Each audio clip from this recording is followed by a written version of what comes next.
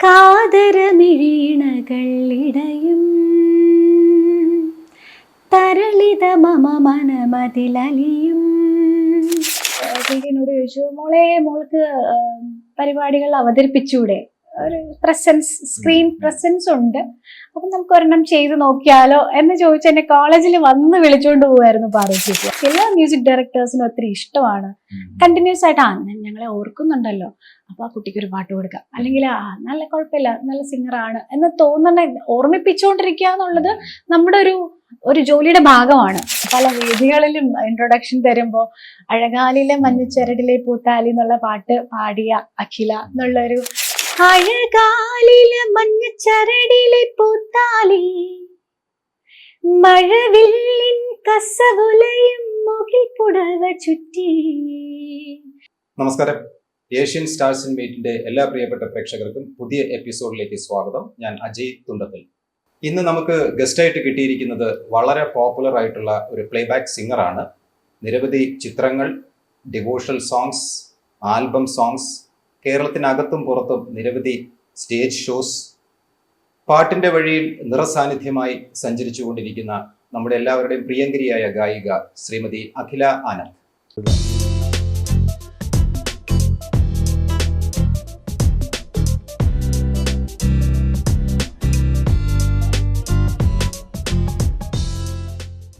നമസ്കാരം അഖില. ഈ ചോദ്യോത്തര വേളയിലേക്ക് കടക്കുന്നതിന് മുമ്പ് ഐശ്വര്യമായിട്ടൊരു ഭക്തിപ്പാട്ടായാലോ? തീർച്ചയായിട്ടും. വളരെ പോപ്പുലറായ ചിത്രചേച്ചിയും ദാസാറും പാടി 2 വേർഷൻസ് ഉണ്ട്. കുടജാദ്രിയിൽ പാടി തുടങ്ങാമെന്ന് തോന്നുന്നു. കുടജാദ്രിയിൽ കൂടിക്കൊള്ളും മഹേശ്വരി ഗുണദായിനി സർവശുഭകാരിണി, കാതര ഹൃദയ സരോവര നെറുകയിൽ ഉദയാകുലിയാകൂ, മംഗളമന്ദ സ്മിതം തൂകൂ. കുടജാദ്രിയിൽ കൂടിക്കൊള്ളും മഹേശ്വരി ഗുണദായിനി സർവശുഭകാരിണി. ഒരു ഡിവോഷണൽ സോങ് എന്ന് പറയുമ്പോൾ തന്നെ എനിക്ക് തോന്നുന്നു എല്ലാ മലയാളികൾക്കും ആദ്യം ഓർമ്മ വരുന്ന പാട്ടുകളിൽ ഒന്നാണ്. അല്ല, അത് പാടുന്ന ആളിനും കേൾക്കുന്നവർക്കും അപ്പൊ ഒരു ഓട്ടോമാറ്റിക്കലി ഒരു ഭക്തി കയറും, ഒരു വേറൊരു മൂഡാണത്. അതെ. അപ്പോൾ നമുക്ക് നമ്മുടെ കാര്യത്തിലേക്ക് വരാം. നമ്മളിപ്പം രണ്ടുപേരും സഹകരിച്ച് 3-4 സിനിമ അടുത്തടുത്തായിട്ട് നമ്മൾ ചെയ്തു. എന്നിട്ടും നീ എന്നെ അറിഞ്ഞില്ലല്ലോ, ദ മിസ്റ്റേക്കർ ഹൂ. ഇപ്പൊ നമ്മൾ ഏറ്റവും പുതിയ വിശേഷത്തിലെത്തി നിൽക്കുന്നത് മായമ്മ. മായമ്മയെ കുറിച്ച് പറയുമ്പോൾ അതിലെ പാട്ടുകളാണ് സിനിമയുടെ ഏറ്റവും വലിയൊരു ഹൈലൈറ്റ്. അതും വളരെ ഡിഫറെൻ്റ് ആയിട്ടുള്ള, ഒരുപാട് എക്സ്പീരിയൻസ് ആവശ്യമുള്ള അല്ലെങ്കിൽ റിസർച്ച് വർക്ക് ആവശ്യമുള്ള പല പാട്ടുകൾ. അത് നമ്മുടെ സുഹൃത്തു കൂടിയായ സംഗീത സംവിധായകൻ രാജേഷ് വിജയ് ആ ഒരു എക്സ്പെരിമെൻ്റ് ഒരു ചലഞ്ചായിട്ട് കണ്ട് ഏറ്റെടുത്തിട്ടുണ്ട്. അതിൽ രാജേഷും അഖിലയും കൂടെ ചേർന്ന് പാടിയ റൊമാൻറ്റിക് സോങ് പടത്തിൽ വലിയൊരു, അത് ആ പാട്ട് ഇപ്പം സോഷ്യൽ മീഡിയയിൽ വളരെ വൈറലാണ്. അതിലൊരു 4 വരി പാട്ട് നമ്മുടെ പ്രേക്ഷകർക്കായിട്ട്. നല്ലൊരു ഒരു ക്ലാസിക്കൽ, സെമി ക്ലാസിക്കൽ ബേസിൽ ചെയ്ത ഒരു പാട്ടാണ്. പാടിയപ്പോൾ തന്നെ എനിക്ക് ഒരുപാട് സന്തോഷം തോന്നി. നല്ലൊരു പാട്ട് പാടാനുള്ളൊരു അവസരമാണ് ഇതിലൂടെ രാജേഷ് ഏട്ടൻ എനിക്ക് തന്നത്. അതിൽ ഈ അവസരത്തിൽ രാജേഷ് വിജയനോട് ഞാൻ നന്ദി പറയുന്നു. അദ്ദേഹത്തോടൊപ്പമാണ് ഡുവറ്റ് സോങ് പാടാൻ. കാതരമിഴീണകൾ ഇടയും തരളിത മമ മനമതിലലിയും, പറയാമിനി എഴുതാമതോ അനുപദമതികരകതലയ സുരഭിലയാമം. പിന്നെ കുറച്ച് സ്വരങ്ങളും അങ്ങനെ പോകുന്നൊരു പാട്ട്. വളരെ മെലഡിയസ് ആയിട്ടുള്ള, അതെ, നല്ലൊരു പാട്ടാണ്. പാട്ടിന്റെ ഒരു ജ്ഞാനവും ഇല്ലെങ്കിലും ഈ ഒരു ട്യൂൺ എൻ്റെ മനസ്സിൽ എപ്പോഴും, ഞാൻ ചുമ്മാ ഇരിക്കുമ്പോൾ അതിന് വേറെ ലിറിക്സ് ഇട്ടിട്ട് ആ ട്യൂൺ ചുമ്മാ ഒന്ന് പാടി, അത്രമാത്രം വളരെയധികം രസമുള്ളൊരു പാട്ടാണ്. അത് ഈ പാട്ട് മാത്രമല്ല, ആ സിനിമയിലെ എനിക്ക് തോന്നുന്നു എല്ലാം ഒരു ഡിഫറെന്റ് ആയിട്ടാണ് ചെയ്തത്. പാട്ട്, അഷ്ടനാഗ ഇന്നത്തെ കാലഘട്ടത്തിൽ അങ്ങനത്തെ പാട്ടുകൾ റെയറാണ്. അതെ, സിനിമകൾ അതെ. അങ്ങനത്തെ സിനിമകൾ റെയറാണ്, അതെ, അതെ. പാട്ടുകളും ഇല്ല. അപ്പൊ ഇപ്പൊ ഈ പാടിയ പാട്ടിന് എന്തെങ്കിലും മുന്നൊരുക്കം ഉണ്ടായിരുന്നോ? അങ്ങനെ ഇല്ല, ഇല്ല. ഇല്ല. നോർമൽ മറ്റ് സിനിമകളിലെ പാട്ട് പാടുന്നത് പോലെ അതെ, ഒരു പാട്ട് ഉണ്ട് അല്ലാതെ എന്ന് രാജേഷ് പറഞ്ഞിരുന്നു. എന്തെങ്കിലും ഒരു മുന്നൊരുക്കത്തിന് എന്തെങ്കിലും ഒരു സാധനം, ഇതിങ്ങനെ ഒരു ഡിഫറെന്റ് ഒരു എക്സ്പെരിമെന്റൽ പാട്ടാണ്, കാരണം ഇതിന്റെ ഒരു കേറി ഇറങ്ങിയും ഒക്കെ പോകുന്ന ഒരു സാധനമാണല്ലോ. ഇല്ല, അങ്ങനെയൊന്നും ഇല്ല. നോർമലി ഒരു വിളിക്കുന്നു, ഒരു ദിവസം വിളിച്ചിട്ട് പറഞ്ഞു ഇങ്ങനെ ഒരു പാട്ടുണ്ട്, അഖിലയാണ് പാടാൻ എൻ്റെ മനസ്സിൽ പ്ലാൻ, അഖിലയെ കൊണ്ട് പാടിക്കാനാണ്, വിളിക്കാം എന്ന് പറഞ്ഞു. അപ്പം ഞാൻ ശരിക്കും രാജേഷ് ചേട്ടനും ഞാനും ഒരുമിച്ച് കുറേ പ്രോഗ്രാംസ് ചെയ്തിട്ടുണ്ട്. അതും ഇപ്പോഴൊന്നും അല്ല, വളരെ പണ്ട്. ഞാൻ അഴകാലിലേക്ക് പാടുന്ന സമയത്താണ്, അതായത് 2006-ലാണത്. ആ സമയത്ത് ഒത്തിരി ഗാനമേളകളിൽ വളരെ ആക്റ്റീവായിട്ട് നിന്ന ഒരു സിംഗറാണ് രാജേഷ് വിജയ്. അപ്പോൾ വളരെ വർഷങ്ങൾക്ക് ശേഷം ഇങ്ങനൊരു പാട്ട് പാടാനായിട്ട് എന്നെ വിളിക്കുമ്പോഴാണ് വീണ്ടും തിരിച്ചൊരു കോണ്ടാക്റ്റ് തന്നെ വരുന്നത്. അപ്പോൾ പിന്നെ പാട്ട് പാടുന്നതിനുള്ള പ്രിപ്പറേഷൻ അങ്ങനെയൊന്നും പറഞ്ഞിരുന്നില്ല. ഒരു പാട്ട് അഖിലയ്ക്ക് പറ്റിയൊരു സോങ് ആണ്, ഞാൻ ഉദ്ദേശിക്കുന്ന വോയിസ് അഖിലയുടെ ആണ് എന്ന് പറഞ്ഞാ വിളിക്കുന്നത്. നിങ്ങൾ തമ്മിൽ ഈ വളരെ വർഷങ്ങൾക്ക് മുമ്പ് ഒരു നല്ല ഇതായിരുന്നല്ലോ, തിക് ഫ്രണ്ട്സ് ഒക്കെ ആയിരുന്നല്ലോ. തിക് ഫ്രണ്ട്സ് എന്ന് പറയാനും പറ്റില്ല, കാരണം ഞാൻ ഒരുപാട് പ്രോഗ്രാംസ് ഒരുമിച്ച് ചെയ്തിട്ടുണ്ട്. അങ്ങനെ ഒരു റെഗുലർ കോണ്ടാക്റ്റോ അങ്ങനെ ഉള്ളൊരു ഫ്രണ്ട്ഷിപ്പ് അങ്ങനെയൊന്നും അല്ല. ഒരുപാട് പ്രോഗ്രാംസ് ആ സമയത്ത് ഞങ്ങൾ രണ്ടുപേരും ആക്റ്റീവായിട്ട് ഉള്ള സമയമായിരുന്നു. അപ്പോൾ ഒത്തിരി പ്രോഗ്രാംസ്, ഗാനമേളകൾ, അമ്പല പരിപാടികളൊക്കെ ഒരുപാട് ചെയ്തുകൊണ്ട് ഇരുന്ന സമയം. ആ സമയത്ത് കുറെ പ്രോഗ്രാംസ് ഒരുമിച്ച് ചെയ്യാൻ പറ്റിയിട്ടുണ്ട്. അതേപോലെ പിന്നെ ഒരു കോണ്ടാക്റ്റ് ഒന്നും ഇല്ല. അങ്ങനെ ഒരു വലിയൊരു ഗ്യാപ്പിന് ശേഷം, ഒരു ഇടവേളയ്ക്ക് ശേഷം വീണ്ടും എന്നെ തന്നെ പാടാൻ ചൂസ് ചെയ്തപ്പോൾ എനിക്ക് ഒരു എക്സൈറ്റ്മെന്റ് തോന്നി.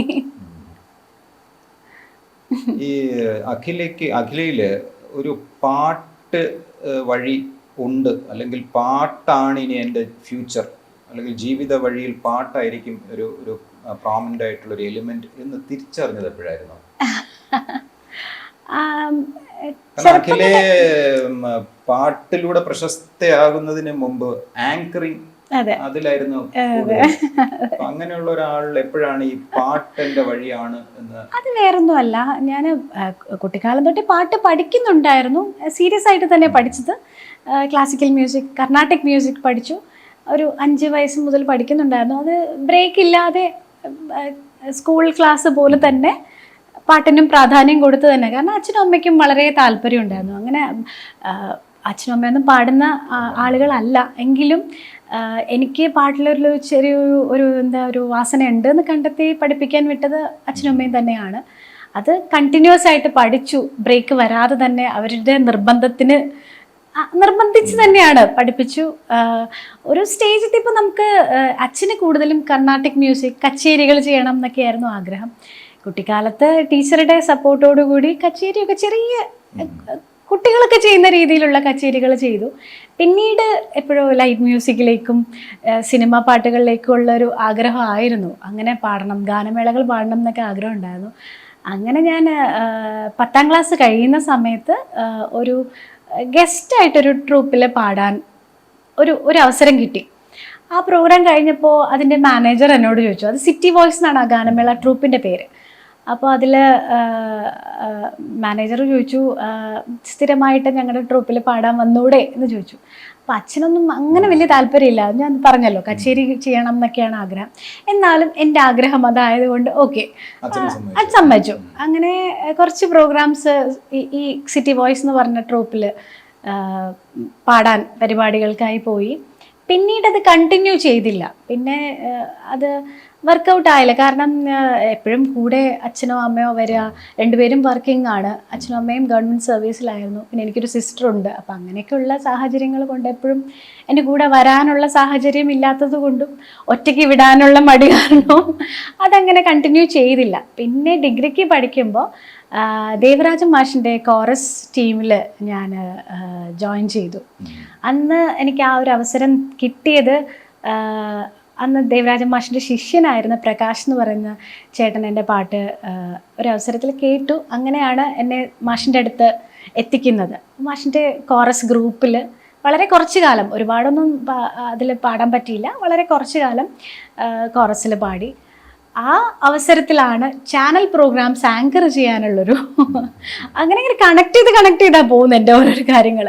അപ്പം അന്ന് ഒരു ട്രിവാൻഡ്രത്തെ ഒരു വലിയൊരു പ്രോഗ്രാം മാഷ് 5 പുതിയ സിംഗേഴ്സിനെ ഇൻട്രൊഡ്യൂസ് ചെയ്യുന്ന ഒരു പരിപാടിയായിരുന്നു. അന്ന് ഇപ്പം സജീവമായി പാടുന്ന ഒരുപാട് പേര് അന്ന് ഇൻട്രൊഡ്യൂസ് ചെയ്യപ്പെട്ടു. മാഷ് ഇൻട്രൊഡ്യൂസ് ചെയ്ത വിധു, സുധിപേട്ടൻ, അങ്ങനെ ഒത്തിരി പേര് അന്ന് പാടിയിരുന്നു. അപ്പോൾ ആ പരിപാടി ആങ്കർ ചെയ്യാനുണ്ടായിരുന്നത് ഇന്ന് സിനിമയിലൊക്കെ വളരെ സജീവമായിട്ടുള്ള മാലാ പാർവതി ചേച്ചിയാണ്. അന്ന് മാലാ പാർവതി അല്ല, പാർവതി ചേച്ചി അന്ന് ചാനൽ ഷോസ് ആങ്കർ ചെയ്യുന്ന സമയം. അപ്പോൾ ചേച്ചി എന്നോട് ചോദിച്ചു, മോൾക്ക് പരിപാടികൾ അവതരിപ്പിച്ചൂടെ, ഒരു സ്ക്രീൻ പ്രസൻസ് ഉണ്ട്, അപ്പം നമുക്ക് ഒരെണ്ണം ചെയ്ത് നോക്കിയാലോ എന്ന് ചോദിച്ച് എന്നെ കോളേജിൽ വന്ന് വിളിച്ചുകൊണ്ട് പോകുമായിരുന്നു പാർവതി ചേച്ചി. അന്ന് കൈരളി ചാനലിലാണ് ആദ്യം. നമുക്ക് വെറുതെ ഒരു സ്ക്രീൻ ടെസ്റ്റ് നോക്കാം, ഓക്കെ ആണെങ്കിൽ കണ്ടിന്യൂ ചെയ്താൽ മതിയല്ലോ എന്ന് പറഞ്ഞ് തുടങ്ങിയതാണ്. അങ്ങനെ കുറേ പ്രോഗ്രാംസ്. ഞാൻ ഡിഗ്രി പ്രൈവറ്റ് ആയിട്ടാണ് ചെയ്തത്. ടാൻഡം എന്ന് പറഞ്ഞ ഇൻസ്റ്റിറ്റ്യൂട്ടിലായിരുന്നു, കോമേഴ്സ് ആയിരുന്നു, BCom. അപ്പോൾ അങ്ങനെ കുറേ കാലം ആങ്കറിങ് ഫീൽഡിൽ തുടർന്നു.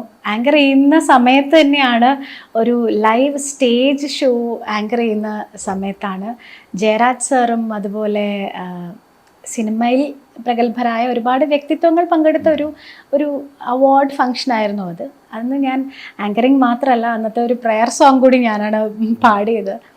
അപ്പോൾ അങ്ങനെയാണ് ജയരാജ് സാർ എന്നെ ഒന്ന് നോട്ടീസ് ചെയ്തു എന്ന് പറയാം, ശ്രദ്ധിച്ചു. അപ്പോൾ സാർ ഇങ്ങനെ അന്വേഷിച്ചു, അത് ആരാണ് ആ കുട്ടി, വോയിസ് നല്ലതാണ്. അങ്ങനെ ആണ് ശരിക്കും പറഞ്ഞാൽ. അങ്ങനെ ഇങ്ങനെ ഒന്നും പ്ലാൻഡ് അല്ല, വളരെ യാദൃശ്ചികമായി കിട്ടിയ ഓരോരോ അവസരങ്ങളായിരുന്നു ഇതൊക്കെ. അങ്ങനെ പിന്നെ പാട്ട് സിനിമയിൽ ആദ്യത്തെ പാട്ട് പാടിക്കഴിഞ്ഞപ്പോൾ സ്വാഭാവികമായിട്ടും വേറെയും റെക്കോർഡിങ്സ്, എൻക്വയറീസ്, പ്രോഗ്രാംസ് വന്നു തുടങ്ങി. ആ ഒരു മേഖലയിൽ കുഴപ്പമില്ലാത്ത രീതിയിൽ തിരക്കുകളായി. അപ്പോൾ ഞാൻ വിചാരിച്ചു ഇതാണ് എൻ്റെ തുടർന്നുള്ള യാത്ര.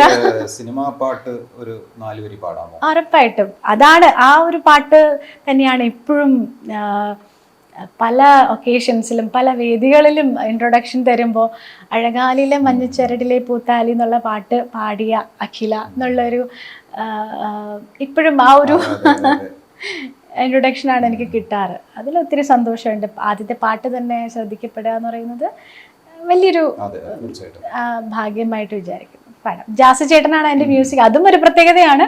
അദ്ദേഹത്തോടൊപ്പം ജാസ് ചേട്ടൻ്റെ ആ ഒരു പ്രത്യേകതയുള്ള വോയിസും അദ്ദേഹത്തോടൊപ്പമുള്ള ഡുവറ്റ് സോങ്ങും അതൊക്കെ തന്നെയാണ് ആ പാട്ടിൻ്റെ പ്രത്യേകത, ശ്രദ്ധിക്കപ്പെടാനുള്ള കാരണം. പാടാം.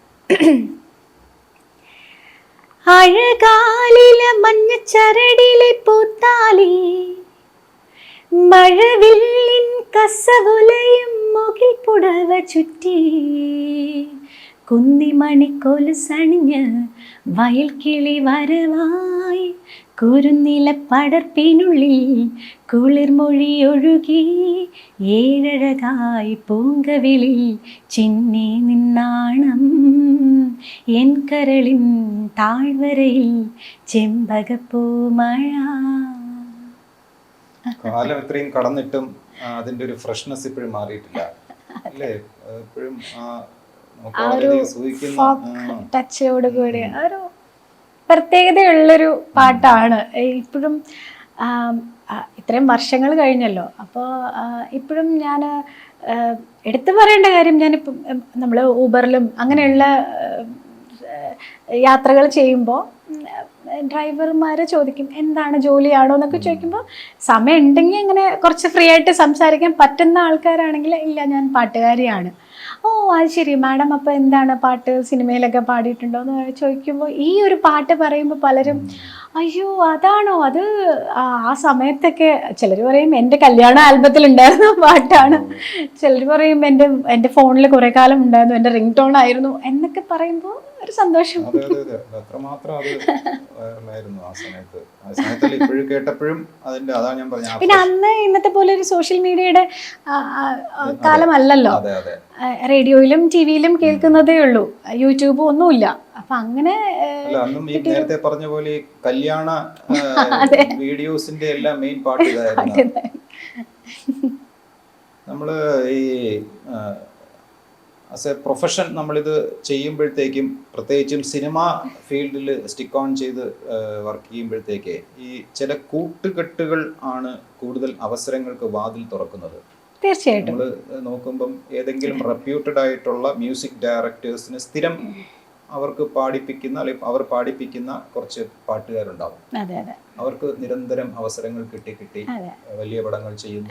അങ്ങനെ അപ്പൊ അങ്ങനെ ഏതെങ്കിലും ഒരു കോക്കസിന്റെ ഭാഗമാകാൻ ശ്രമിച്ചിട്ടുണ്ടോ? ആണോ? അല്ല എന്നാണ്. അല്ല, ശ്രമിച്ചിട്ടുണ്ടോ ചോദിച്ചാൽ അത് ഞാനങ്ങനെ ശ്രമിച്ചിട്ടും ഇല്ല എന്ന് വേണമെങ്കിൽ പറയാം. എന്തോ എനിക്ക് അങ്ങനെ ഒരു അവസരം കിട്ടിയിട്ടില്ല, ഒന്നാമത്തെ കാര്യം. പിന്നെ എന്തോ ഞാൻ അങ്ങനെ എന്ത് പറയാനാ, ഒരു എന്താണ് പറയേണ്ടതെന്നറിയില്ല. ഞാൻ അവസരങ്ങൾ ഒരുപാട് ചോദിച്ച് പോകുന്ന ഒരാളല്ല. അതെൻ്റെ ഒരു കുറവാണ് എന്നാണ് എനിക്ക് പറയാനുള്ളത്. കാരണം എനിക്കത് തോന്നിയിട്ടുണ്ട്. നമ്മൾ കരയുന്ന കുഞ്ഞിനെ പാലുള്ളൂ എന്ന് പറയുന്ന പോലെ തന്നെയാണ്. അതെ അതെ, ഒരുപാട് കോമ്പറ്റീഷൻ ഉള്ള ഫീൽഡാണ്, ഒരുപാട് പാട്ടുകാരുണ്ട്, പാട്ടുകാർ പോലെ തന്നെ ഒരുപാട് മ്യൂസിക് ഡയറക്ടേഴ്സ് ഉണ്ട്. അപ്പോൾ നിരന്തരം കോണ്ടാക്ട് ചെയ്യുക, നിരന്തരം അവസരം ചോദിക്കുന്നത് ചില മ്യൂസിക് ഡയറക്ടേഴ്സിന് ഒത്തിരി ഇഷ്ടമാണ്. കണ്ടിന്യൂസ് ആയിട്ട് ഞങ്ങളെ ഓർക്കുന്നുണ്ടല്ലോ, അപ്പോൾ ആ കുട്ടിക്ക് ഒരു പാട്ട് കൊടുക്കാം, അല്ലെങ്കിൽ നല്ല കുഴപ്പമില്ല, നല്ല സിംഗറാണ് എന്ന് തോന്നണ ഓർമ്മിപ്പിച്ചുകൊണ്ടിരിക്കുക എന്നുള്ളത് നമ്മുടെ ഒരു ജോലിയുടെ ഭാഗമാണ്. അതിപ്പോൾ ആക്ടേഴ്സിനാണെങ്കിലും എനിക്ക് തോന്നുന്നു വെറുതെ പണ്ടത്തെ പോലെ അല്ല, വീട്ടിൽ ചുമ്മാ ഇരുന്നാൽ ഞാൻ പാടും എന്ന് പറഞ്ഞിരുന്ന ആരാ വിളിക്കുന്നത്? ഇല്ല, നമ്മുടെ മാർക്കറ്റിംഗ് നമ്മൾ തന്നെ ചെയ്യണം. അപ്പം അതിൽ കുറച്ച് കുറവാണെന്ന് തോന്നുന്നത്. പിന്നെ ആ സമയത്ത് അങ്ങനെ തോന്നിയിട്ടില്ല. ഇപ്പോൾ അതിൽ റിഗ്രറ്റ് ചെയ്യുന്നുണ്ടോ ചോദിച്ചാൽ എനിക്ക് തോന്നുന്നു കുറച്ചുകൂടിയൊക്കെ വർക്ക് ചെയ്യാമായിരുന്നു എന്ന് തോന്നുന്നുണ്ട്. ഇനിയിപ്പോൾ പിന്നെ എൻ്റെ ഗ്രാഫ് എടുത്തു കഴിഞ്ഞാലും ഒത്തിരി വലിയൊരു ഹിറ്റുകൾ പറയാനില്ല, എന്നാൽ താഴോട്ട് തീരെ പാട്ടുകളില്ല, പ്രോഗ്രാംസ് ഇല്ലാതെ ഒരു അവസ്ഥയും ഉണ്ടായിട്ടില്ല. അപ്പോൾ വലിയ കുഴപ്പമില്ലാതെ ഇങ്ങനെ പോകുന്നു, ഇങ്ങനെ തന്നെ തുടരണം. ഈ വ്യക്തിബന്ധങ്ങൾ ഈ നിലനിർത്തുന്നതിലും അവരുമായിട്ട് ഈ കോണ്ടാക്ട് പുലർത്തുന്നതിലും ഒക്കെ പൊതുവെ എങ്ങനെയാണ്? നമുക്ക് അവസരങ്ങൾക്ക് വേണ്ടിയല്ല ഞാൻ ചോദിക്കുന്ന, പൊതുവെ ഒരു എങ്ങനെയുള്ള ഒരു ക്യാരക്ടറാണ് അഖിലയുടേത്? അറിയപ്പെടുന്ന മ്യൂസിക് ഡയറക്ടേഴ്സ് അല്ലെങ്കിൽ നമുക്ക് സൗഹൃദങ്ങളിലുള്ള മ്യൂസിക് ഡയറക്ടേഴ്സിനെയൊക്കെ നിരന്തരം വിളിക്കുക, അങ്ങനെ അതൊന്നും അത്തരത്തിൽ ചെയ്യുന്നില്ല, കുറവാണ്. ഈ പറഞ്ഞ രാജേഷ് വിജയ് ഇടയ്ക്കിടയ്ക്ക് വിളിക്കാറുണ്ടോ? ഇല്ല, അതുമില്ല. ഈ സിനിമ കഴിഞ്ഞാൽ പിന്നെ വിളിയില്ല അല്ലേ? ഇപ്പൊ ഈ സിനിമയായിട്ട് ബന്ധപ്പെട്ട എന്തെങ്കിലും? അതെ, അത്രേ ഉള്ളൂ എന്നാണ് തോന്നുന്നത്. അത് ഓരോരുത്തരുടെ ബേസിക് ഒരു നേച്ചർ മാറില്ലല്ലോ, മാറ്റാൻ ശ്രമിക്കാം. എന്നാലും കുഴപ്പമില്ലാതെ ഞാൻ നല്ല ബന്ധങ്ങൾ നിലനിർത്താറുണ്ട്. പക്ഷെ അങ്ങനെ നിരന്തരം കോണ്ടാക്ട് ചെയ്യുക, നിരന്തരം, അത് എനിക്ക് തോന്നാറുണ്ട് ചിലപ്പോൾ അവർക്ക് ശല്യമായി മാറരുതല്ലോ, അല്ലെങ്കിൽ അങ്ങനെ ഒരു എന്തെങ്കിലും തിരക്കിലിരിക്കുമ്പോഴായിരിക്കും ചിലപ്പോൾ നമ്മളൊരു കോള്, അങ്ങനെയൊക്കെയുള്ള ചിന്തകൾ ഉണ്ടാവാം, അതായിരിക്കാം ചിലപ്പോൾ, അറിയില്ല. പക്ഷെ ഇപ്പോൾ പുതിയ ജനറേഷൻ അങ്ങനെ ഒരു പ്രശ്നമുള്ള, അങ്ങനൊരു കുറച്ചുകൂടെ ഫ്രീ ആണ് ഇപ്പോഴുള്ള കുട്ടികൾ. എനിക്കൊന്ന് അതിന് തൊട്ട് മുമ്പുള്ള ഞങ്ങളെപ്പോലുള്ളവർക്ക് കുറച്ചുകൂടി മ്യൂസിക് ഡയറക്ടർ എന്നൊക്കെ പറയുമ്പോൾ ഒരു ഈഗോ അല്ല, ഒരു റെസ്പെക്റ്റ് ആണോ, ഒരു പേടിയാണോ, ഇതെല്ലാം കൂടെ ഒരു മിക്സ് തോന്നുന്ന ഒരു കാര്യമാണ്. അയ്യോ വിളിക്കുമ്പോൾ അവർക്ക് ബുദ്ധിമുട്ടാവോ, അല്ലെങ്കിൽ വിളിച്ചു കഴിഞ്ഞാൽ എന്ത് വിചാരിക്കും, വിളിച്ചാൽ എങ്ങനെ ചാൻസ് ചോദിക്കാൻ വിളിക്കുന്നു എന്ന് തോന്നരുതല്ലോ, അങ്ങനെയൊക്കെയുള്ള ചിന്തകളായിരിക്കാം. പുതിയ മ്യൂസിക് ഡയറക്ടേഴ്സിന്റെ പാട്ടുകൾ ഒരുപാട് പാടിയിട്ടുണ്ടല്ലോ അല്ലേ? ഒരുപാടില്ല. എങ്ങനെയാണ് അവരുടെ ഒരു മ്യൂസിക് സെൻസും? കാരണം പഴയ സ്കൂളിൽ നിന്നും വന്നിട്ടുണ്ട്, പഴയ ജീനിയസ് ആയിട്ടുള്ള ആൾക്കാരുടെ സ്കൂളിൽ നിന്നൊക്കെ വന്ന ഒരു എക്സ്പീരിയൻസ് ഉള്ള അഖിലയ്ക്ക് പുതിയ പ്രതിഭകൾ അല്ലെങ്കിൽ പുതിയ മ്യൂസിക് ഡയറക്ടേഴ്സിന്റെ കൂടെ ചെയ്യുമ്പോഴത്തേക്കും എങ്ങനെയാണ് തോന്നുന്നത്? അവരുടെ ഈ ഒരു എനിക്ക് അത്രത്തോളം എക്സ്പീരിയൻസ് പറയാനില്ല. പുതിയ മ്യൂസിക് ഡയറക്ടേഴ്സ് ഒരുപാടൊന്നും ഞാൻ വർക്ക് ചെയ്തിട്ടില്ല. അപ്പോൾ അങ്ങനെ പറയാനും അവർക്കുള്ള ജ്ഞാനം എത്രത്തോളമാണ് അവർ? പുതിയ ഒരുപാട് ടാലന്റഡ് ആയിട്ടുള്ള ഒത്തിരി പേരുണ്ട്. ഉണ്ട്, തീർച്ചയായിട്ടും. അവർക്ക് അവസരങ്ങൾ ഒരുപാട് ഉണ്ടെന്നാണ് എനിക്ക് തോന്നിയിട്ടുള്ളത്. എക്സ്പോഷർ ഉണ്ട് ഇന്നത്തെ കാലത്ത്, പണ്ടത്തെ പോലെ അല്ല. അപ്പോൾ അത് മാക്സിമം പുതിയ തലമുറ യൂട്ടിലൈസ് ചെയ്യുന്നുമുണ്ട്. സിനിമ മാത്രമല്ല എന്നുള്ളൊരു ഒരു ചിന്താഗതിയിലേക്കാണ് പുതിയ ജനറേഷൻ വന്നത്. നമ്മുടെ കാലം ഞാൻ ഒത്തിരി പഴയ ആളൊന്നുമല്ല, എന്നാലും ഞാൻ പാടി തുടങ്ങുന്ന സമയത്ത് സിനിമ എന്ന് പറയുന്നത് ഒരു അൾട്ടിമേറ്റ്, എല്ലാവർക്കും ആ സിനിമയിൽ പാടണം, അല്ലെങ്കിൽ സിനിമയിൽ ഒരു പാട്ട് ഹിറ്റാവുക, അതെന്നും ഉണ്ട്. ഹിറ്റാവണം, പാടുന്ന പാട്ടുകൾ ശ്രദ്ധിക്കപ്പെടണം എന്നുള്ള ആഗ്രഹത്തോടു കൂടി തന്നെയാണ് പാടുന്നത്. പക്ഷേ ഇന്നത്തെ സാഹചര്യം അല്ല. അന്നെന്ന് പറയുമ്പോൾ ഒരു സിനിമയിൽ പാടാൻ അവസരം കിട്ടുക എന്ന് പറയുന്നത് ഒരു വലിയ കാര്യം തന്നെയാണ്. അതിപ്പോൾ അല്ല എന്നല്ല എൻ്റെ അർത്ഥം. പക്ഷേ ഇപ്പോൾ അങ്ങനെയല്ല. എല്ലാവർക്കും അവരവരുടേതായിട്ടുള്ള ഒരു സ്പേസ് ഉണ്ടാക്കിയെടുക്കുന്നുണ്ട്. അത് സിനിമ വേണം എന്നില്ല. ഇപ്പോൾ സിനിമയിൽ പാടാത്ത എത്രയോ മ്യൂസീഷ്യൻസ് സ്വന്തം ഒരു കൂട്ടായ്മ കൊണ്ട് ബാൻഡുകൾ ഉണ്ടാക്കുന്നുണ്ട്. അത് ഹിറ്റായ ഒത്തിരി ബാൻഡുണ്ട്. അപ്പം അതൊക്കെ അതിന് ഉദാഹരണമാണ്. ഇൻഡിപെൻഡന്റ് മ്യൂസിക് വരുന്നുണ്ട്. അങ്ങനെ അവരവരുടേതായിട്ടുള്ള സ്പേസ് ഉണ്ടാക്കാനുള്ള ശ്രമം പുതിയ കുട്ടികൾക്കുണ്ട്. സിനിമ അവസരങ്ങളെക്കാൾ കൂടുതലും അഖിലെ തേടിയെത്തുന്നത് എനിക്ക് തോന്നുന്നു ഡിവോഷണൽ സോങ്സും അല്ലേ, ആൽബം സോങ്സും ഒക്കെ ആണോ? അങ്ങനെ പറയാം. സിനിമ കമ്പാരിറ്റീവ്ലി സിനിമയിലെ പാട്ടുകൾ കുറവാണ്, ഒന്നാമത്തെ കാര്യം. ഒത്തിരി പാട്ടുകാരുണ്ട്. പിന്നെ ഡിവോഷണൽ, അതുകൊണ്ട് തന്നെ ഡിവോഷണൽ എന്തും കിട്ടുന്ന എന്ത് അവസരങ്ങളും ഞാൻ അഖില പറഞ്ഞു ഈ അവസരങ്ങൾക്ക് വേണ്ടി ആരുടെയും പുറകെ പോകാറില്ല എന്ന് പറഞ്ഞു. പക്ഷെ ഈ ഡിവോഷണൽ സോങ്സ് ഇതൊക്കെ കേൾക്കുമ്പോ ഏതെങ്കിലും മ്യൂസിക് ഡയറക്ടേഴ്സ് കേൾക്കുമ്പോ ഒറ്റയ്ക്ക് അഹങ്കാരിയാണോ എന്ന് തോന്നും. എൻ്റെ ഒരു കാര്യം പേഴ്സണൽ എന്ന് പറഞ്ഞതാണ്. അല്ല, ഞാനൊരു ജേർണലിസ്റ്റിക് ക്യൂരിയോസിറ്റിയിൽ ചോദിക്കുന്നു എന്നുള്ളതേ ഉള്ളൂ. പിന്നെ അഖില ഞാനും വളരെ ക്ലോസ് ആണ്. ഇപ്പൊ ഈ അടുത്ത കാലത്ത് ഈ നേരത്തെ പറഞ്ഞ 3-4 സിനിമകളിൽ ഒരുമിച്ച് വർക്ക് ചെയ്തതിന്റെ ഒരു സ്വാതന്ത്ര്യം ഉണ്ടെന്ന് കൂട്ടിക്കോളൂ. അപ്പൊ എന്തുകൊണ്ടാണ് ഈ ഡിവോഷണൽ സോങ്സും ഈ ആൽബം സോങ്സും ഒക്കെ കൂടുതൽ, സിനിമയേക്കാൾ കൂടുതൽ നമ്പേഴ്സ് അഖിലയെ തേടിയെത്തുന്നത്? അവിടെ അഖില ഈ ആറ്റിറ്റ്യൂഡ് തന്നെയാണല്ലോ അവിടെയും. ഇവിടെയും ആരെയും കോണ്ടാക്ട് ചെയ്യുന്നില്ല, അല്ലെങ്കിൽ സെൽഫ് മാർക്കറ്റിംഗ് തയ്യാറല്ല, ചെയ്യുന്നില്ല. അത് ആ സെക്ഷനിൽ ബ്രാൻഡഡ് ആയി പോയോ, അത് അതിനകത്ത് തളയ്ക്കപ്പെട്ടു എന്നുള്ളൊരു? അങ്ങനെയൊന്നും തോന്നിയിട്ടില്ല. സീരിയൽ ആർട്ടിസ്റ്റുകള് സിനിമാക്കാർക്ക് അങ്ങനെയൊന്നുമില്ല. അങ്ങനെയാണെങ്കിൽ മധു ബാലകൃഷ്ണൻ എന്ന് പറയുന്ന സിംഗർ എത്രമാത്രം ഡിവോഷണൽ സോങ്സ് ആണ് ഇപ്പൊ പാടുന്നത്. സിനിമയിലും പാടുന്നുണ്ടല്ലോ. സ്ഥിരമായിട്ട് രാജാസാറിന്റെ ഷോസിൽ പാടുന്നുണ്ട്. ഒരുപാട് പാട്ടുകൾ വിദ്യാസാഗർ സാറിന് വേണ്ടി എത്രയോ പാട്ടുകൾ പാടി. അപ്പൊ അങ്ങനെ പറയാൻ പറ്റില്ല. എനിക്ക് ആ ഒരു സീരിയൽ താരങ്ങൾക്ക് സിനിമയിലേക്ക് അവസരങ്ങൾ കുറയുന്നു എന്ന് പറയുന്നത് പാട്ടുകാരെ അങ്ങനെ ബാധിക്കുന്നു എന്ന് എനിക്ക് തോന്നിയിട്ടില്ല. അവസരങ്ങൾ കിട്ടുന്നത് എന്താണോ അത് ചെയ്യുന്നു, അത്രേ ഉള്ളൂ. അഖില ഈ വർക്കൊന്നുമില്ലാതെ ഒഴിവ് സമയമുണ്ടല്ലോ, ലെഷർ ടൈം, ആ ടൈമിൽ എന്താണ് പ്രധാനമായിട്ട് ചെയ്യുന്നത്? ഈ പാട്ടിന്റെ എന്തെങ്കിലും സംഗതികളുമായിട്ട് കൂടുതൽ? ഇപ്പൊ ഞാൻ ഇടയ്ക്ക് രാജേഷ് വിജയ് മ്യൂസിക് ഡയറക്ടറുമായിട്ട് സംസാരിച്ചപ്പോൾ പുള്ളി പറഞ്ഞു പല റെഫറൻസസ് നോക്കാറുണ്ട്, പല റിസർച്ച് ഇത് നോക്കാറുണ്ട്. എപ്പോഴും പാട്ടിനെ പരിപോഷിപ്പിക്കാനും അടുത്ത ലെവലിലേക്ക് പോകാനുമുള്ള ശ്രമങ്ങളുടെ ഭാഗമാകാറുണ്ടെന്ന് പറഞ്ഞു. അഖില എങ്ങനെയാണ് ഈ ഒഴിവ് സമയം സ്പെൻഡ് ചെയ്യുന്നത്? ഒഴിവ് സമയം പാട്ടുകാരിയാണല്ലോ, പാട്ട് പഠിക്കൽ ഉണ്ട്. അത് പിന്നെ ഞങ്ങളുടെ എൻ്റെ ഒരു ജോലിയുടെ ഭാഗം, എൻ്റെ പ്രൊഫഷന്റെ ഭാഗമാണ്. അത് ഒഴിവ് സമയത്ത് അത് ചെയ്യുന്നു എന്ന് പറയാൻ പറ്റില്ലല്ലോ. പാട്ട് പഠിക്കുക എന്നുള്ളത് ഓരോ പ്രോഗ്രാമിനും ചിലപ്പോൾ പുതിയ പാട്ടുകൾ പഠിക്കേണ്ടി വരും. അത് എൻ്റെ കൂട്ടത്തിലങ്ങ് പോകുന്നു. ഒഴിവ് സമയം അങ്ങനെ പ്രത്യേകിച്ച് ഞാൻ നല്ല മടിച്ചിയാണ്, അതുകൊണ്ട് പ്രത്യേകിച്ചൊന്നും ചെയ്യാതിരിക്കാനാണ് എനിക്ക് കൂടുതൽ ഇഷ്ടം. വെറുതെ ഇരിക്കുക ഭയങ്കര ഇഷ്ടമുള്ള കാര്യമാണ്. ഉറക്കമൊന്നുമില്ല, ഉറക്കം കുറവാണ്. അങ്ങനെ പകലുറങ്ങുന്ന ശീലമില്ല, അങ്ങനെയല്ല.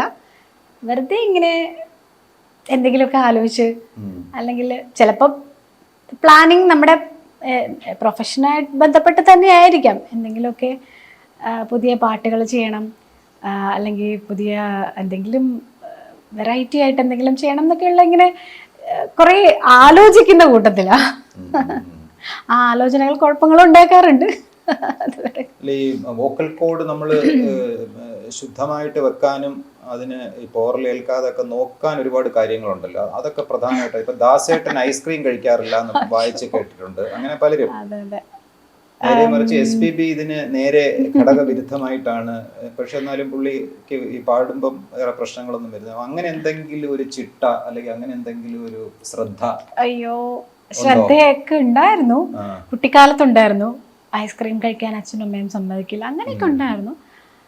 പിന്നെ ഓരോരുത്തരുടെ പ്രകൃതം അനുസരിച്ച് മാറും. ഇപ്പം ഞാൻ ഐസ്ക്രീം കഴിച്ചാൽ എനിക്ക് പ്രശ്നമുണ്ട്, എന്നാലും പൂർണ്ണമായിട്ട് ഒഴിവാക്കാൻ പറ്റാത്തത് കൊണ്ട് വല്ലപ്പോഴും പ്രോഗ്രാമോ റെക്കോർഡിങ്ങോ ഒന്നും ഇല്ലാത്ത സമയങ്ങളിൽ ഇഷ്ടമുള്ള കാര്യങ്ങളൊക്കെ ചെയ്യും. അങ്ങനെ ഒരു ചിട്ടയായിട്ട് ഇപ്പം ദാസാറൊക്കെ ചെയ്ത പോലെ എന്തായാലും പുതിയ ജനറേഷൻ എനിക്ക് തോന്നുന്നില്ല അത്രത്തോളം ചിട്ടയായ ഒരു ജീവിത ശൈലി കൊണ്ടുവരാൻ. അത് അത്രയ്ക്കും ഡെഡിക്കേറ്റഡ് ആയ ഒരാൾക്കേ പറ്റുള്ളൂ. ദാസാറിനെ പോലെയുള്ള ഇപ്പം സിനിമ ആക്ടേഴ്സ് നോക്കുകയാണെങ്കിൽ മമ്മൂക്കെ പോലെയൊക്കെ അത്രത്തോളം ഡെഡിക്കേറ്റഡ് ആണ് അവര്. പക്ഷേ അടുത്ത ജനറേഷൻ അങ്ങനെ ആവണം എന്നില്ല. അപ്പൊ എനിക്ക് തോന്നുന്നില്ല, എനിക്ക് അത്രത്തോളം ചിട്ടയായ ഒരു രീതി എനിക്ക് തോന്നുന്നില്ല എനിക്കുണ്ടെന്ന് ഞാൻ നേരത്തെ സംസാരിച്ചപ്പോ ബിഫോർ മാരേജ് ഈ ഒറ്റയ്ക്കുള്ള യാത്രകൾ പാരന്റ്സ് കഴിവതും വിലക്കിയിരുന്നു, അല്ലെങ്കിൽ അവര് അക്കമ്പനി ചെയ്യും അങ്ങനെ. പക്ഷെ ആഫ്റ്റർ മാരേജ് എനിക്ക് തോന്നുന്നു മിക്ക സ്ഥലങ്ങളിലും അഖില ഒറ്റയ്ക്കായിരിക്കും പോകുന്നത്, അല്ലേ?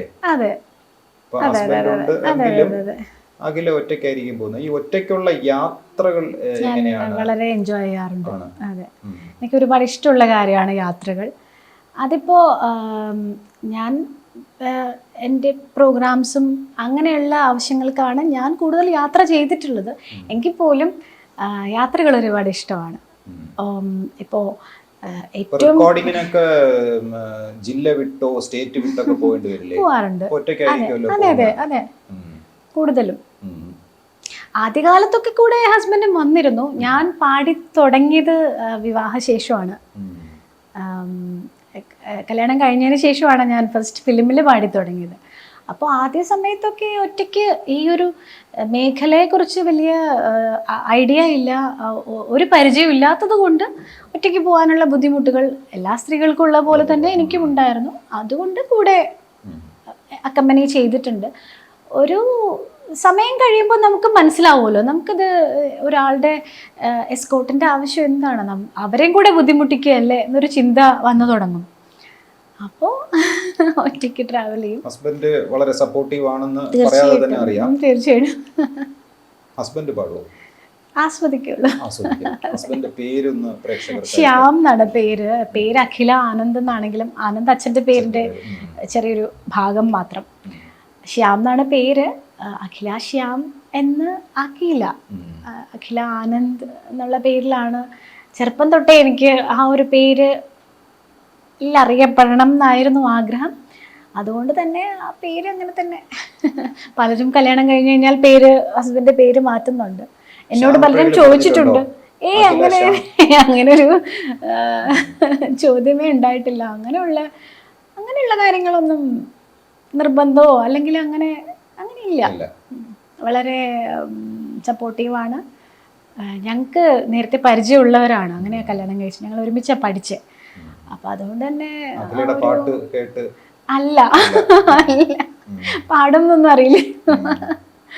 ഡിഗ്രിക്ക് ഞങ്ങൾ ഒരുമിച്ചാണ് പഠിച്ചത്. അപ്പോൾ ഒരേ ക്ലാസ്സിലാണ്, സെയിം ക്ലാസ്സിൽ അടുത്തടുത്ത ബെഞ്ചിലിരുന്ന് പഠിച്ചു. അത് പിന്നീട് അതങ്ങനെ പടർന്ന് പന്തലിച്ചു എന്ന് പറയാം. കല്യാണം വരെ എത്തി. ഒരു മോനുണ്ട്. മോൻ +1 പഠിക്കുന്നു. പേര് പവൻ. മാലേയം മാറോടലിഞ്ഞു മൈ കണ്ണിൽ മാമ്പൂവിരിഞ്ഞു മഞ്ഞിൽ കുതിർന്നാടും പൊന്നിന്നാട് ഒന്നൊന്നായഴിഞ്ഞു പിന്നെ നെഞ്ചിൽ ചെണ്ടു മല്ലിപ്പൂവിൻ നേർത്ത ചെല്ലക്കോമ്പുലഞ്ഞു. ആഹാ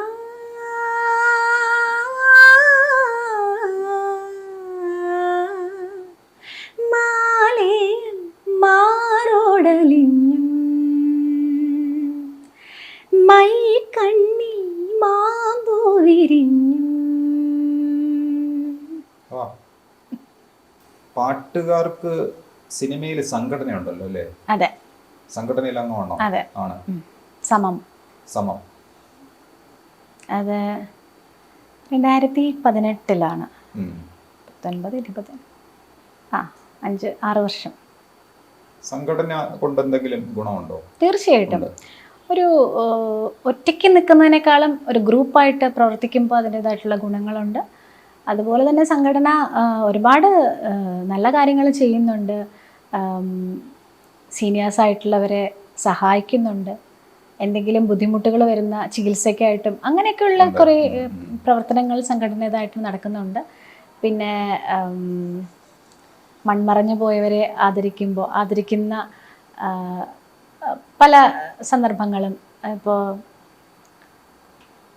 ഏറ്റവും എടുത്തു പറയേണ്ടത് SPB സാറ്, അദ്ദേഹത്തിനൊരു ട്രിബ്യൂട്ട് വളരെ വിപുലമായിട്ട് തന്നെ മനോരമ ആയിട്ട് കോപ്പറേറ്റ് ചെയ്തിരുന്നു. അങ്ങനെയൊക്കെയുള്ള പിന്നെ ഉരുൾപൊട്ടൽ സമയത്ത് കവളപ്പാറ ആ ഏരിയയിലൊക്കെ പോയി സംഘടനയ്ക്ക് ചെയ്യാൻ പറ്റുന്ന രീതിയിലുള്ള സഹായങ്ങൾ. കോവിഡ് സമയത്ത് ഒരുപാട് നമുക്കുൾപ്പെടെ എല്ലാ മെമ്പേഴ്സിനും ചെറിയൊരു സഹായം എത്തിക്കുന്നു. അങ്ങനെയൊക്കെയുള്ള നല്ല പ്രവർത്തനങ്ങൾ സംഘടന ചെയ്തു വരുന്നുണ്ട്. സമം SAMAM അതിന്റെ ഫുൾ ഫോം എന്താണ്? സമം എന്ന് പേരിടാൻ കാരണം സമം, ആ അർത്ഥം കൊണ്ട് തന്നെയാണ് സമം. ദാസാറാണ് അവസാനം സമം എന്നുള്ളൊരു തീരുമാനം എടുക്കുന്നത്. ദാസാറാണ് ചെയർമാൻ.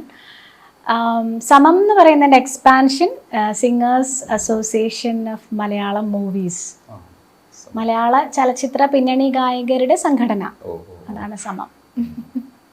വിദേശത്തും ഒരുപാട് സ്റ്റേജ് ഷോസ് പാടിയിട്ടുണ്ടല്ലോ അല്ലേ? അല്ലേ? ഏതൊക്കെ വിദേശ രാജ്യങ്ങളിൽ പോയിട്ടുണ്ട്? അങ്ങനെ സ്ഥലങ്ങൾ അങ്ങനെയല്ല, പോകാത്ത ഒരുപാട് സ്ഥലങ്ങളുണ്ട്. മലയാളികൾ എവിടെയുണ്ടോ അവിടെ ഒരു ഓണമെങ്കിലും ആഘോഷിക്കുമല്ലോ. ഓൾമോസ്റ്റ് എല്ലാം ടച്ച് ചെയ്തിട്ടുണ്ട്. ഗൾഫ് അല്ലാതെ Singapore, Malaysia, America, London, UK. ഇങ്ങനെ എടുത്തടിച്ച് ചോദിക്കുമ്പോൾ എനിക്ക് തന്നെ പറയാനൊരു ഒരു ചമ്പൽ. ഞാൻ പറഞ്ഞ മലയാളികൾ എല്ലാ സ്ഥലത്തും മലയാളികൾ നമ്മുടെ കേരളത്തിൻ്റെ സെലിബ്രേഷൻ ആഘോഷിക്കുന്നുണ്ട്. ഓണം ആണെങ്കിലും മറ്റ് എല്ലാ ആഘോഷങ്ങളും ഇവിടത്തെക്കാളും കൂടുതൽ എനിക്ക് തോന്നുന്നു പ്രവാസികളാണ് സെലിബ്രേറ്റ് ചെയ്യുന്നത്. അപ്പോൾ അവർക്ക് നല്ല പാട്ടുകൾ കേൾക്കണം തോന്നും. നാട്ടിൽ നിന്ന് സിംഗേഴ്സിനെയും മറ്റ് സിനിമ താരങ്ങളെയും ഒക്കെ ഗസ്റ്റായിട്ട് വിളിച്ച് പ്രോഗ്രാംസ് ചെയ്യാനൊക്കെ അവിടെ കൂടുതൽ ഇൻട്രസ്റ്റ് ആണ്. ഇപ്പം ആ ഇൻട്രസ്റ്റ് കുറഞ്ഞു വരുന്നുണ്ട്. ഒരു സമയം വരെ നല്ല സപ്പോർട്ടീവായിരുന്നു പ്രവാസികൾ.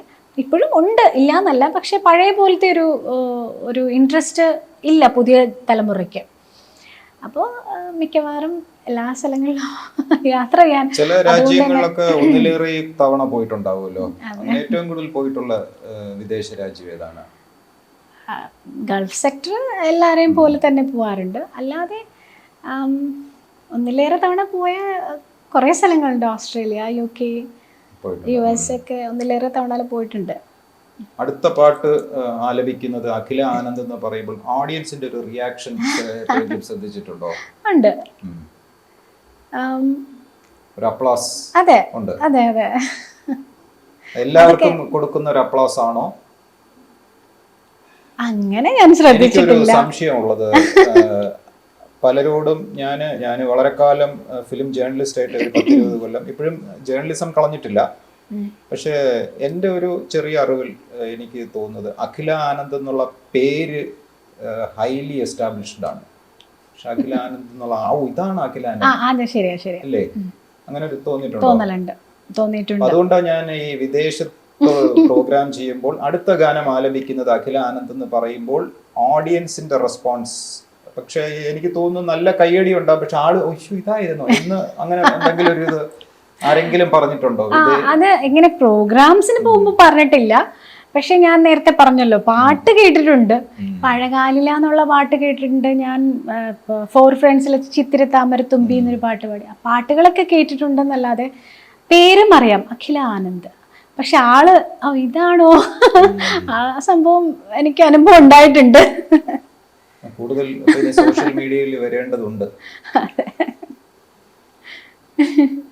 പിന്നിൽ പ്രവർത്തിക്കുന്നവരല്ലേ, അതുകൊണ്ടായിരിക്കാം. പക്ഷെ ഇപ്പൊ ചില പാട്ടുകാരൊക്കെ പറയുമ്പോ തന്നെ അവര് അഖിലയുടെ 4-1 പാട്ട് പാടിയിട്ടില്ല, പക്ഷെ അവരെ അറിയാം, മുഖവും അറിയാം, പേരും അറിയാം, ഈ രണ്ടും കറക്റ്റ് ആയിട്ട് അറിയാം. പക്ഷെ അഖിലയുടെ ഞാൻ ശ്രദ്ധിച്ചത് പേര് വളരെ അഖിലാനന്ദം എന്ന് പറയും. ഈ ഫോട്ടോ കാണിച്ച് 3 പാടുന്നവരെ ഫോട്ടോ കാണിച്ച് ഇതിൽ ഏതാണ് അഖിലാനന്ദം എന്ന് പറഞ്ഞാൽ തപ്പം. അപ്പൊ അത് എനിക്ക് എന്റെ അനുഭവത്തിൽ നിന്ന് ഞാൻ പറഞ്ഞതാണ്. അതായി പറഞ്ഞ പോലെ ആദ്യം പറഞ്ഞ മാർക്കറ്റിംഗ് അതിന്റെ ഒരു പോരായ്മ ആയിരിക്കാം. പിന്നെ സോഷ്യൽ മീഡിയ ഒക്കെ ഈ അടുത്ത ഒരു 10 വർഷത്തിനുള്ളിലാണല്ലോ സോഷ്യൽ മീഡിയ എത്രത്തോളം നമ്മുടെ ഇടയിലേക്ക് ഇത്രത്തോളം ഒരു ഇൻസ്പിറേഷനും സജീവമായതും ഇത്രത്തോളം നമ്മുടെ ലൈഫ് സ്റ്റൈലിന്റെ ഒരു ഭാഗമായി മാറിയത് ഈ അടുത്താണ്. അപ്പോൾ എനിക്ക് തോന്നുന്നു അതുകൊണ്ടായിരിക്കാം എന്ന് തോന്നുന്നു. ഞാൻ ഉന്നയിച്ച അതിന് ഒരു മാറ്റം വരാനുള്ള ഒരു ഇതും അഖിലയുടെ എടുത്ത് പറയേണ്ടതുണ്ട്. കാരണം അഖില പാട്ടിനോടൊപ്പം അഭിനയിക്കാനും തുടങ്ങിയിട്ടുണ്ട്. അപ്പൊ ഈ നേരത്തെ പറഞ്ഞതുപോലെ പേരറിയാം ആളിനെ അറിയില്ല എന്നുള്ളത് ആ ഒരു കോട്ടം അത് മാറും. ഇപ്പോ ഒരു സിനിമ ജയരാജ് സാറിന്റെ ഒരു സിനിമയിൽ ഒരു വേഷം ചെയ്തിട്ടുണ്ട്. ആ ഒരു എക്സ്പീരിയൻസ് ഒന്ന് പറയണം. പാട്ടിൽ നിന്നും ക്യാമറയ്ക്ക് ഫ്രണ്ടിലേക്ക് അഭിനയിക്കാനായിട്ട് മേക്കപ്പ് ഇട്ട് വന്നപ്പോഴുള്ള ആദ്യമായിട്ടല്ലേ മെഹഫിൽ അഭിനയിക്കുന്നത്? സിനിമയിൽ ആദ്യമായിട്ടാണ് അഭിനയിക്കുന്നത്. അല്ലാതെ എങ്ങനെയാണ് ആ ചാൻസ് വന്നത്? എങ്ങനെയായിരുന്നു? നേരത്തെ പറഞ്ഞല്ലോ ഒരു ബന്ധം, പല ഫ്രണ്ട്ഷിപ്പും ഇങ്ങനെയുള്ള അവസരങ്ങൾ ഉണ്ടായി വരുന്നതിന് സഹായിക്കുന്നുണ്ട്. ജയരാജ് സാറുമായിട്ട് ഞാൻ അശ്വാരൂഢനിൽ പാടുന്ന സമയം മുതലുള്ള ഒരു നല്ലൊരു ബന്ധം സാറുമായിട്ടുണ്ട്. അപ്പോൾ അതുകൊണ്ട് തന്നെ എന്നെ അദ്ദേഹം മറ്റ് സിനിമകളിലും പാടിച്ചിട്ടുണ്ട്. ബാക്ക് പാക്കേഴ്സ് എന്ന് പറഞ്ഞ സിനിമ, കാളിദാസ് ജയറാം അഭിനയിച്ച സിനിമ. സാറിൻ്റെ തന്നെ ഇപ്പോൾ വരാനിരിക്കുന്ന പെരും കളിയാട്ടത്തിലും ഒരു പാട്ട് പാടിയിരുന്നു. അപ്പം അതിനും ആ ഒരു പെരും കളിയാട്ടത്തിന് മുമ്പ് കോവിഡ് പീരീഡിലാണ്, പ്രോഗ്രാംസ് ഒന്നും ഇല്ലാതിരുന്ന സമയത്ത് എപ്പോഴും ഒരു സാഹചര്യത്തിൽ സാറിനെ വിളിച്ചു. ഞാനിങ്ങനെ ഒരു സിനിമ ചെയ്യുന്നുണ്ട്, അതിലൊരു ക്യാരക്ടറുണ്ട്, അഖിലയ്ക്ക് പറ്റിയ ഒരു ക്യാരക്ടറാണ്, താല്പര്യമുണ്ടോ? ഞാൻ സ്ക്രിപ്റ്റ് അയച്ചു തരാം, വായിച്ചു നോക്കൂ. അത് പറയുന്നതിന് മുമ്പ് ഇപ്പം പറയാമോ എന്ന് എനിക്കറിയില്ല, അശ്വാരൂഢനിൽ പാടാൻ വിളിക്കുന്ന സമയത്ത് അന്ന് എന്നോട് ചോദിച്ചിരുന്നു അഭിനയിക്കാൻ താല്പര്യമുണ്ടോ എന്ന് ചോദിച്ചിരുന്നു. പക്ഷെ അന്ന് എൻ്റെ ഒരു നേച്ചറും ഞാൻ കുറച്ച് ഈ സിനിമാ മേഖലയെക്കുറിച്ച് യാതൊരു പരിചയവുമില്ല, യാതൊരു ബന്ധവുമില്ലാത്ത ഒരാളാണ്. അപ്പോൾ സിനിമയിൽ അഭിനയിക്കുക എന്നൊക്കെ പറഞ്ഞാൽ എനിക്ക് പറ്റുമെന്ന് എനിക്ക് തോന്നുന്നില്ല. ചാനൽ ഷോസ് ആങ്കർ ചെയ്തതല്ലാതെ വേറെ അഭിനയിക്കാൻ എനിക്ക് പറ്റുമോ? അല്ലെങ്കിൽ ഞാൻ അഭിനയിച്ചാൽ ശരിയാവില്ല എന്തോ. അപ്പം ഞാൻ സാറിനോട് പറഞ്ഞു, സാർ അഭിനയിക്കാൻ ഇപ്പം തൽക്കാലം എനിക്ക് തോന്നുന്നില്ല, പാട്ട് പാടാനാണ് ആഗ്രഹം. നല്ലൊരു പാട്ട് സാറിൻ്റെ സിനിമയിൽ പാടാൻ കിട്ടുന്നത് തന്നെ വലിയൊരു കാര്യം. ആ പാട്ടൊക്കെ ഞാൻ തരാം, ഇതും കൂടെ ഒന്ന് ആലോചിക്കൂ എന്ന് അന്ന് പറഞ്ഞിരുന്നു. ഇനി എപ്പോഴെങ്കിലും തീരുമാനം മാറ്റുകയാണെങ്കിൽ എന്നോട് തന്നെ പറയണം എന്ന് സാർ അന്ന് പറഞ്ഞു. സാറിന് ഓർമ്മയുണ്ടാവുമോ എന്ന് എനിക്കറിയില്ല. ചിലപ്പോൾ അതുകൊണ്ടായിരിക്കാം കുറേ വർഷങ്ങൾക്ക് ശേഷം എൻ്റെ കുറച്ച് ഫോട്ടോസും, ഞാൻ കുറച്ച് ഇപ്പോൾ മോഡലിംഗ് ഒക്കെ ചെയ്യുന്നുണ്ട്, അപ്പോൾ അതൊക്കെ ഞാൻ സാറുമായിട്ടൊക്കെ ഷെയർ ചെയ്യും. അപ്പോൾ ചിലപ്പോൾ സാറിന് തോന്നിക്കാണും, ചിലപ്പോൾ തീരുമാനത്തിൽ മാറ്റം ഉണ്ടായി കാണും. അപ്പോൾ എനിക്ക് സ്ക്രിപ്റ്റ് അയച്ചു തന്നു, വായിച്ചു നോക്ക്, ചെയ്യാൻ പറ്റും. ഒരുപാടൊന്നുമില്ല, 2-3 ദിവസത്തെ ഷൂട്ടേ ഉള്ളൂ. മനോജ് KJ എൻ്റെ ഭാര്യയായിട്ടാണ്. അങ്ങനെ ചെയ്തേ ഉള്ളൂ. എനിക്ക് അഖിലയുടെ ഈ കരിയറിൽ പല നല്ല തുടക്കങ്ങൾക്കും നിമിത്തമാകുന്നത് ജയരാജ് സാറാണ്. തീർച്ചയായിട്ടും സ്വാഭാവികമായിട്ടും ഒരു ഗുരുസ്ഥാനത്ത്. അതെ, ഞാൻ എന്ത് കാര്യങ്ങളുണ്ടെങ്കിലും സാറുമായിട്ട് ഡിസ്കസ് ചെയ്യാറുണ്ട്, ഒരു അഭിപ്രായം ചോദിക്കാറുണ്ട്. അങ്ങനെ എല്ലാ കാര്യങ്ങളും എപ്പോഴും നിരന്തരമായിട്ട് കോണ്ടാക്ട് ചെയ്യുമോ, വിളിച്ച് സംസാരിക്കുമോ, അങ്ങനെയൊന്നുമില്ല. വല്ലപ്പോഴുമേ സംസാരിക്കാറുള്ളൂ. പക്ഷെ എന്തെങ്കിലും ഒരു കാര്യം വരുമ്പോൾ ഞാൻ സാറുമായിട്ട് ഷെയർ ചെയ്യാറുണ്ട്. മെഹഫിൽ ഒരു തുടക്കമാണ്. ഇനി തുടർന്ന് നല്ല വേഷങ്ങൾ തേടിയെത്തിയാൽ അഭിനയിക്കോ? ചെയ്യാമെന്ന് എനിക്ക് തോന്നുന്നു. കാരണം നല്ല അഭിനയിച്ച പോർഷൻ കണ്ടായിരുന്നോ? ഇല്ല, കണ്ടില്ല. ഡബിങ്ങും ലൈവ് ആയിരുന്നു. സ്പോട്ട് ഡബിങ് ആയിരുന്നു. എന്താ സ്പോട്ട് ഡബിങ് എന്നല്ലേ പറയുന്നത്, അതായിരുന്നു. അപ്പൊ ഡബ് ചെയ്യുന്ന സമയത്ത്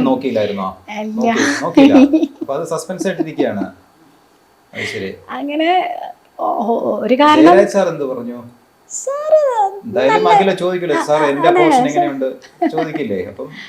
അല്ല, സാറ് അങ്ങനെ വളരെ പോസിറ്റീവായിട്ട് തന്നെയാണ് ചെയ്യുമ്പോഴും ടെൻഷനൊന്നുമില്ല. സാർ വളരെ ഫ്രണ്ട്ലി ആയിട്ട്. ആ സിനിമയിൽ ഒരുപാട് സീനിയേഴ്സ് ആയിട്ടുള്ള അഭിനേതാക്കളുണ്ടായിരുന്നു. മുകേഷ് ഏട്ടനും ആശാ ശരത്തുമാണ് മെയിൻ ക്യാരക്ടേഴ്സ് ചെയ്തത്. മനോജ് കെ ജയൻ എത്രയോ സീനിയർ ആയിട്ടുള്ള ഒരു ആർട്ടിസ്റ്റാണ്. അദ്ദേഹത്തോടൊപ്പം ചെയ്യുമ്പോൾ എനിക്ക് നല്ല ടെൻഷൻ ഉണ്ട് ഉറപ്പായിട്ടും. ഇത് പിന്നെ ഒരുപാട് ഡയലോഗൊന്നും ഇല്ലാത്തൊരു ക്യാരക്ടറാണ്. കുറച്ച് പാട്ടുമായിട്ട് യാതൊരു ബന്ധവുമില്ല. ഇത് ഞാനൊരു ഡോക്ടറാണ്, പ്രൊഫഷൻ വൈസ് ഡോക്ടറാണ്. പക്ഷേ പാട്ടും പാടും അങ്ങനെ ഒരാള്. അധികം ഡയലോഗ്സ് ഇല്ല. കുറച്ച് വിഷമമുള്ളൊരു സിറ്റുവേഷനിലാണ് ഞാൻ ഉള്ളത്. ആ ക്യാരക്ടർ കുറച്ച് വിഷമത്തോടു കൂടി കരയോ ഒക്കെ ചെയ്യണം.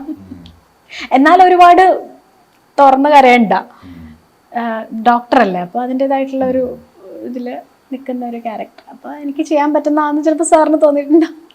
മനോജ് ചേട്ടൻ വളരെ വളരെ കൂളാണ്. അതിന് മുമ്പേ മനോജ് ചേട്ടൻ്റെ പാട്ടുകാരും ഒക്കെ ആയിട്ട് നല്ല ബന്ധമുണ്ടല്ലോ. അപ്പം അതുകൊണ്ട് തന്നെ അദ്ദേഹത്തിന് എനിക്ക് നേരത്തെ പരിചയമുണ്ട്. അതുകൊണ്ട്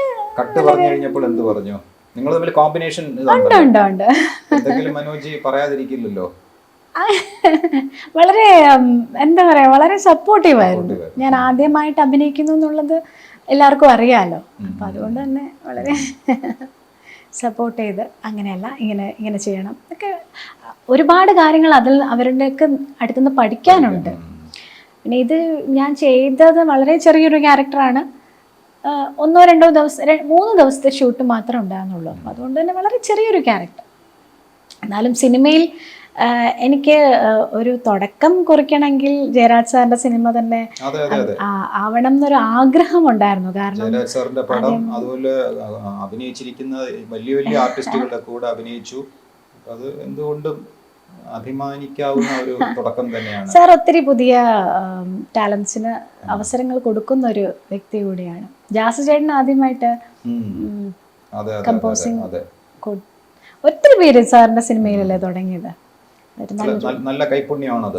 അവിടുന്ന് തുടങ്ങുന്നത്. പൊതുവെ നമ്മളൊരു ഹിസ്റ്ററി പരിശോധിച്ചാലേ പലരുടെയും ലൈഫ് നമുക്ക് ഭാഷയൊന്ന് മാറ്റി പിടിച്ചെന്ന് പാടിയാലോ? ഓക്കെ. തമിഴ് എങ്ങനെയാണ്? മലയാളം കഴിഞ്ഞാൽ അടുത്ത പ്രിയം തമിഴ്. ഹിന്ദിയും കേൾക്കും പാടുകയൊക്കെ ചെയ്യും. അടുത്തതിൽ വരാം. ഇപ്പൊ തമിഴ്. മുന്തിനം പാർത്തേനേ பார்த்ததும் தோற்றேனே சல்லடை கண்ணாக நெஞ்சமும் புண்ணானதே இத்தனை நாளாக உன்னை நான் பாராமல் எங்குதான் போனேனோ நாட்களும் வீணானது வானத்தில் நீ வெண்ணிலா ஏக்கத்தில் நான் தேவதா இப்போது என்னோடு வந்தாலென ஓர் பார்க்க ஒன்றாக சென்றாலென முந்தினம் பார்த்தேனே பார்த்ததுം തോற்றേനേ. ഡബ്ബിംഗ് ചെയ്യുമായിരുന്നല്ലോ അല്ലേ? ഇപ്പൊ ചെയ്യുന്നുണ്ടോ? ഇപ്പോ ഞാന് കുറച്ച് സിനിമകൾ, കുറച്ച് വളരെ വിരലുണ്ടാവുന്ന സിനിമകൾ. ജോസഫില് ജോജു ചേട്ടൻ്റെ ആദ്യത്തെ കാമുകിക്ക് ശബ്ദം കൊടുത്തു. ആ കുട്ടിയുടെ പേര് മാധുരി എന്നാണ്. ആർട്ടിസ്റ്റിന്റെ പേര് മാധുരി എന്നാണ്. മലയാളിയല്ല. മാധുരിയുടെ ശബ്ദം, അതിനധികമൊന്നും ഡയലോഗ്സ് ഇല്ല, കുറച്ചേ ഉള്ളൂ, അത് കൊടുത്തു. പിന്നെ അൽ മല്ലു, ഇതിലൊക്കെ ഞാൻ പാടിയിട്ടുണ്ട്. ജോസഫിലും പാടിയിരുന്നു. അൽ മല്ലു എന്ന് പറഞ്ഞ ബോബൻ സാമുവൽ സിനിമയിൽ അതിലും പാടിയിട്ടുണ്ട്. അതിലും ഒരു ചെറിയൊരു ക്യാരക്ടറിന് ഡബ് ചെയ്തു. മുമ്പ് ഞാൻ കുറേ സീരിയൽസ് ചെയ്യുമായിരുന്നു. അങ്ങനെ ഡാഫ്റ്റിലൊക്കെ മെമ്പറായിരുന്നു. ഇതെല്ലാം ഞാൻ നേരത്തെ പറഞ്ഞ പോലെ എല്ലാം കണക്റ്റഡ് ആയിട്ടാണ് എൻ്റെ കാര്യങ്ങളൊക്കെ. അവസാനം വന്ന് എത്തിയത് സിംഗിങ്ങിലായതുകൊണ്ട് ഇതിൽ തന്നെ സ്റ്റിക്ക് ഓൺ ചെയ്യാം എന്ന് വിചാരിച്ചു. ഞാൻ ആങ്കറിങ് ചെയ്യുന്ന സമയത്ത് പാട്ടും പാടിയിരുന്നു. അങ്ങനെ മേനോൻ സാർ, ബാലചന്ദ്രൻ മേനോൻ സാറിൻ്റെ ഒരു സല്ലാപം എന്ന് പറഞ്ഞൊരു പ്രോഗ്രാം ദൂരദർശനിലുണ്ടായിരുന്നു. അപ്പോൾ അന്ന് മേനോൻ സാറിനെ പരിചയപ്പെട്ടു. അന്ന് ഞാൻ പാടാനായിട്ട് ആ പരിപാടിയിലെത്തി. പിന്നീട് ആ പരിപാടിയുടെ അവതാരകയായി. പിന്നീട് അതിനു മുമ്പ് പാടാൻ എത്തുമ്പോൾ മേനോൻ സാറിൻ്റെ കുറച്ച് അദ്ദേഹത്തിന് പാട്ടുകളൊക്കെ ഇഷ്ടമാണല്ലോ. അപ്പോൾ കുറേ ചെറിയ ചെറിയ അസോസിയേഷൻ ഒക്കെ ഉണ്ട്, സിംഗേഴ്സിൻ്റെ ഗ്രൂപ്പൊക്കെ ഉണ്ട്. അപ്പോൾ അതിലൊക്കെ പാടാൻ എന്നെ വിളിക്കും. അങ്ങനെ ഒരിക്കൽ എപ്പോഴും ഫോണിൽ സംസാരിക്കുമ്പോഴാണ് അഖിലയുടെ ശബ്ദം, അതിലൊക്കെ ഞാൻ പാടി. അപ്പോൾ നല്ല വോയിസാണ്, ഡബ് ചെയ്യാൻ ചിലപ്പോൾ സാധ്യതയുള്ള വോയിസ് ആണെന്ന് പറഞ്ഞപ്പോൾ ഞാനും ആലോചിച്ചു, എനിക്കും ഇഷ്ടമാണ്. നമ്മളൊക്കെ ഡബ്ബിങ് ആർട്ടിസ്റ്റുകളെയൊക്കെ ശ്രദ്ധിക്കുന്ന ഒരാളാണ് ഞാനും. അപ്പോൾ ഞാൻ അങ്ങനെ എങ്ങനെയാണ് ഇതിനൊരു തുടക്കം എന്നറിയാത്തത് കൊണ്ടും എങ്ങനെ തുടങ്ങണം എന്നറിയാത്തത് കൊണ്ടും ഒരു കോഴ്സിന് ചേർന്നു, ഡബ്ബിങ് കോഴ്സ്, ചെറിയൊരു കോഴ്സ് ശിവമോഹൻ തമ്പി സാറിൻ്റെ. അത് കഴിഞ്ഞപ്പോൾ കുറച്ച് അവസരങ്ങളൊക്കെ കിട്ടി, സീരിയൽസൊക്കെ ചെയ്യാൻ തുടങ്ങി. അന്നൊന്നും പാട്ട് പാടി തുടങ്ങിയിട്ടില്ല. സീരിയൽസ് ചെയ്തുകൊണ്ടിരുന്ന സമയത്ത് മറ്റ് പ്രോഗ്രാംസ്, ആങ്കറിങ്, ഇത് രണ്ടുമായിരുന്നു മെയിനായിട്ട്. അപ്പോഴാ പാട്ടിനുള്ളൊരു ഓപ്പർച്യൂണിറ്റി, വലിയൊരു ഓപ്പർച്യൂണിറ്റി തുറന്നു കിട്ടിയത് ജയരാജ് സാറിലൂടെ. അപ്പോൾ ജയരാജ് സാർ തന്നെയാണ് എന്നോട് ഒരു അഡ്വൈസ് തന്നത്, എല്ലാം കൂടി വേണ്ട, ഡബ്ബിങ് തൽക്കാലത്തേക്ക് ഡബ്ബിങ് വേണ്ടാന്ന് വെക്കൂ, പാട്ട് ഒന്ന് സ്റ്റിക്ക് ഓൺ ചെയ്ത് നോക്കൂ, എന്തായാലും അതിലൊരു ഫ്യൂച്ചർ ഉണ്ടാവും എന്ന് പറഞ്ഞതുകൊണ്ട് ഞാൻ പിന്നെ തൽക്കാലം ഡബ്ബിങ് വേണ്ട എന്ന് വിചാരിച്ചതാണ്. കാരണം എല്ലാം കൂടി സ്ട്രെയിൻ ആവും. പ്രോഗ്രാംസും അത്യാവശ്യം ചെയ്തു തുടങ്ങിയപ്പോൾ ലൈവ് ഷോസൊക്കെ, മ്യൂസിക് പ്രോഗ്രാംസൊക്കെ എൻക്വയറീസ് വന്നു ചെയ്തു തുടങ്ങി, പുറത്തോട്ടുള്ള പ്രോഗ്രാംസും അങ്ങനെ യാത്രകളും അങ്ങനെ ആയപ്പോൾ പിന്നെ ഡബ്ബിങ് താൽക്കാലികമായി വേണ്ടാന്ന് വിചാരിച്ചു. പിന്നെ ഇപ്പോൾ എനിക്കൊരാഗ്രഹമുണ്ട് ചെയ്യണം എന്ന്. കാരണം എല്ലാം ഇപ്പം SPB സാറൊക്കെ ഡബ് ചെയ്തു, പാട്ട് പാടുന്നുണ്ട്, മെയിൻ സിംഗറാണ്, ഡബ് ചെയ്യുന്നുണ്ടായിരുന്നു, അഭിനയിക്കുന്നുണ്ടായിരുന്നു. അപ്പോൾ എന്തൊക്കെയാണോ നമുക്ക് ആഗ്രഹമുള്ളത് അതൊക്കെ ചെയ്യാന്നുള്ളതാണ് ഇപ്പോൾ എനിക്ക് തോന്നുന്നത്. എന്തൊക്കെ ചെയ്യാൻ ഇഷ്ടമുണ്ട് അല്ലെങ്കിൽ എന്തൊക്കെ ചെയ്യാനുള്ള ഓപ്പർച്യൂണിറ്റീസ് കിട്ടുന്നത് അതൊക്കെ മാക്സിമം യൂട്ടിലൈസ് ചെയ്യാം. എനിക്ക് പുതിയ ജനറേഷനോടും അങ്ങനെയാണ് പറയാൻ തോന്നുന്നത്. കാരണം നമ്മൾ ഇതേ ചെയ്യുള്ളൂ എന്ന് വിചാരിച്ചിരുന്നിട്ട് കാര്യമില്ല. നല്ല ഓപ്പർച്യൂണിറ്റീസ് എവിടെ കിട്ടുന്നോ അത് ചെയ്യാം. ഏതിലാണ് നല്ലൊരു അവസരം കിട്ടുന്നതെന്ന് നമുക്ക് പറയാൻ പറ്റില്ല. എപ്പോഴാണ് നല്ല ടൈം, അതും ഒരു വലിയൊരു ഘടകമാണ്. 50% നമ്മുടെ ലക്ക്, നമ്മുടെ ആ ഓപ്പർച്യൂണിറ്റി കിട്ടുന്നത് ഒക്കെ ഡിപ്പെൻഡ് ചെയ്തിരിക്കും. പാട്ട് മാത്രമേ പാടുള്ളൂ എന്ന് വിചാരിച്ചിരുന്നിട്ട് കാര്യമില്ല. എന്താണോ നല്ല അവസരങ്ങൾ വരുന്നത് അതൊക്കെ മാക്സിമം യൂട്ടിലൈസ് ചെയ്യാന്നുള്ളതാണ് എനിക്ക് തോന്നുന്നത്. എപ്പോഴെങ്കിലും ഈ കരിയർ ജേർണിയിൽ എന്തെങ്കിലും ഒരു തിക്ത അനുഭവം മനസ്സിനെ വല്ലാതെ വിഷമിപ്പിച്ച, അലട്ടിയ അങ്ങനെ എന്തെങ്കിലും ഇൻസിഡൻസ് ഉണ്ടായിട്ടുണ്ടോ? അങ്ങനെ ഉണ്ടാവാറുണ്ട്. അത് എല്ലാവരുടെയും കരിയർ ജീവിതത്തിൽ ഉണ്ടാവും. ആ ഇൻസിഡന്റ് പറയണ്ട, അത്തരം ഇൻസിഡൻസ് വരുമ്പോൾ അതിനെ ഓവർകം ചെയ്യുന്നത് എങ്ങനെയാണ്? അഖിലയുടെ വേർഷൻ പലരും പലതരത്തിലായിരിക്കും. അഖില എങ്ങനെയാണ് അത്തരത്തിൽ മനസ്സിനെ വല്ലാതെ വിഷമം വരുന്ന ഒരു ടൈമിൽ, ഒരു മുഹൂർത്തത്തിൽ അതിനെ ഓവർകം ചെയ്യാൻ? വീട്ടിൽ ഒറ്റയ്ക്കിരുന്ന ഒരുപാട് പാട്ടുകൾ പാടുവോ? അങ്ങനെയല്ല, വളരെ അടുപ്പുള്ളവരുമായിട്ട് ഷെയർ ചെയ്യുമ്പോൾ തന്നെ ഒരു പകുതി അതിൽ നിന്നൊരു ആശ്വാസം. ഇപ്പോൾ പാടിയ പാട്ടുകൾ, വളരെ പ്രതീക്ഷയോടെ പാടിയ പല പാട്ടുകളും മാറ്റി വേറൊരു വോയിസ് റീപ്ലേസ് ചെയ്യുന്ന, അത് എല്ലാ സിംഗേഴ്സിനും അങ്ങനെയുള്ള അനുഭവങ്ങൾ ഉണ്ടാവാറുണ്ട്. അങ്ങനെയൊക്കെ വരുമ്പോൾ തീർച്ചയായിട്ടും വളരെ വിഷമമുള്ളൊരു സിറ്റുവേഷനാണത്. അങ്ങനെയൊക്കെ ഒരു എക്സാമ്പിൾ പറഞ്ഞു എന്നേ ഉള്ളൂ. അങ്ങനെയൊക്കെ വരുമ്പോൾ അത് നമ്മൾ ഓവർകം ചെയ്യണമല്ലോ. അതിൽ സ്റ്റിക്ക് ചെയ്ത് അതിൽ തീരെയല്ലല്ലോ. അടുത്തത് ഇതല്ലെങ്കിൽ അതിനേക്കാളും നല്ലൊരു ചാൻസ് വരും എന്നുള്ളൊരു പ്രതീക്ഷയിലാണ് എല്ലാവരും മുമ്പോട്ട് പോകുന്നത്. അങ്ങനെയാണല്ലോ. ഒരു സിനിമ പ്രൊഡ്യൂസ് ചെയ്യുന്നൊരു പ്രൊഡ്യൂസർ അല്ലെങ്കിൽ ഡയറക്റ്റ് ചെയ്യുന്ന നമ്മളുടെ മാക്സിമം എഫേർട്ട് എടുത്ത് ചെയ്യുന്നു. പക്ഷെ അത് വിജയിച്ചില്ല, നമ്മൾ വിചാരിച്ചിടത്തോളം പോയില്ല എന്നുണ്ടെങ്കിൽ അവരവിടെ നിൽക്കുന്നില്ലല്ലോ. അതുപോലെ തന്നെ ഇനിയും വരും, അല്ലെങ്കിൽ ഇനിയും നല്ലൊരു അവസരം ഉണ്ടാവും എന്നുള്ള പ്രതീക്ഷയിലാണ്. അതെ, ഇതും കടന്നു പോകുന്നൊക്കെ പറയുന്ന പോലെ അത്രയേ ഉള്ളൂ. അല്ലാതെ ഡെസ്പാവും, അതൊക്കെ ഡിപ്രഷൻ എല്ലാ കലാകാരന്മാർക്കും ഉള്ള ഒരു സംഭവമാണ്. അതെ, ഏറ്റവും വലിയ കാര്യം അതാണ്. അതിലാണ് വിജയം. എനിക്കങ്ങനെ തോന്നുന്നു. അതിൽ തന്നെ നിന്ന് ജീവിതം അടുത്ത് ഒന്നും പോവാതെ നോക്കുക. അതെ അതെ അതെ. ഈ അടുത്ത സുഹൃത്തുക്കളുമായി ഷെയർ ചെയ്യുമെന്ന് പറഞ്ഞു. ഈ ഫീൽഡിൽ അടുത്ത സുഹൃത്തിൻ്റെ പേര് പറയാൻ പറഞ്ഞാൽ ആദ്യ പേര് ആരുടെ ആയിരിക്കും പറയുന്നത്? എപ്പോഴും ഇത്തരം കാര്യങ്ങൾ ചർച്ച ചെയ്യും, അല്ലെങ്കിൽ ഈ മനസ്സിന് വിഷമം വരുമ്പോൾ ആദ്യം ആരോടായിരിക്കും പറയുന്നത്? ഹസ്ബൻഡ് വളരെ അടുത്ത സുഹൃത്താണ്. അതല്ലാതെ ഞാൻ ഏറ്റവും കൂടുതൽ പ്രോഗ്രാംസ് ചെയ്തിട്ടുള്ളതും എന്നെ ഒരുപാട് സഹായം എന്നെ ഒരുപാട് പ്രൊഫഷണലി എന്നെ സപ്പോർട്ട് ചെയ്തിട്ടുള്ളതും അഫ്സലാണ്, സിംഗർ അഫ്സൽ. അപ്പോൾ അഫ്സലേട്ടനുമായിട്ട് വളരെ ക്ലോസ് ഒരു ബന്ധം എപ്പോഴും ഉണ്ട്, വർഷങ്ങളായിട്ടുള്ള ഒരു ബന്ധം. അപ്പോൾ എല്ലാ കാര്യങ്ങളും ഷെയർ ചെയ്യാറുണ്ട്. അങ്ങനെ എനിക്ക് എടുത്തു പറയാൻ ഒരാൾ മാത്രമല്ല, ഒരുപാടില്ലെങ്കിലും കുറച്ച് സുഹൃത്തുക്കളുണ്ട്. ഉള്ളത് ഒരു പിടി. അതെ. ഹസ്ബൻഡ് നല്ലൊരു ഫ്രണ്ടാണ്, നല്ലൊരു പാർട്ട്ണറാണെന്നൊക്കെ പറഞ്ഞു. പെട്ടെന്ന് ഹസ്ബൻഡിന് വേണ്ടി ഒരു പാട്ട് പാടാൻ പറഞ്ഞ ഏത് പാട്ട് പാടും? ആയിരം കണ്ണുമായി കാത്തിരുന്നു നിന്നെ ഞാൻ, എന്നിൽ നിന്നും പറന്നകന്നൊരു പൈങ്കിളി മലർത്തേൻ കിളി, പൈങ്കിളി മലർത്തേൻ കിളി. ശ്യാമിന് ഒരുപാട് ഇഷ്ടമുള്ള പാട്ടാണിത്.